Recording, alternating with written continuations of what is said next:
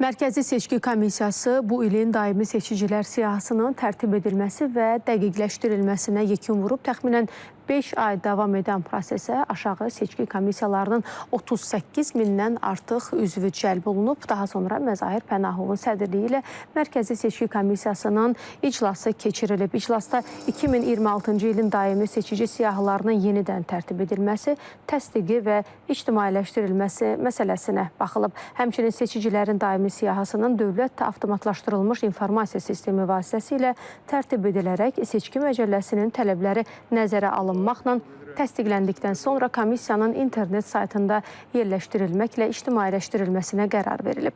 Qeyd olunub ki, ölkə üzrə vahid seçicilər siyahısına 6.332.229 seçici daxil edilib. Seçicilərin təqribən 47,59%-ni kişilər, 52,41%-ni isə qadınlar təşkil edir.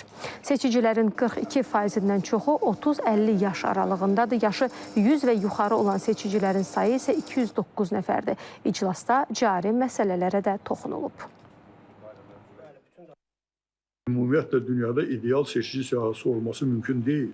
Çünki hətta biz indi bu məsələni müzakirə edə bunların içindən ola bilsin ki, dünyasını dəyişən olsun və yaxud da ölkə daxilinin Azərbaycan vətəndaşı idi, amma məsələn, hansı səbəbdənsə tərk etmişdi, indi qayıdıbdır, müəyyən müddətdən sonra onun da səyahət düşmə hüququ olacaqdır. Yəni, bu bir dinamik prosesdir. Ona görə biz bu seçici siyahısını indi rəsmi mərhələni ki, başa çatırıq və o seçici siyahısı mən elə belə vurğulamadım ki, artıq demək, rəsmi sənəd kimi bu qəbul olunacaqdır. Amma bu o demək deyil ki, bundan sonra biz artıq heç bir addımlar atmayacağıq.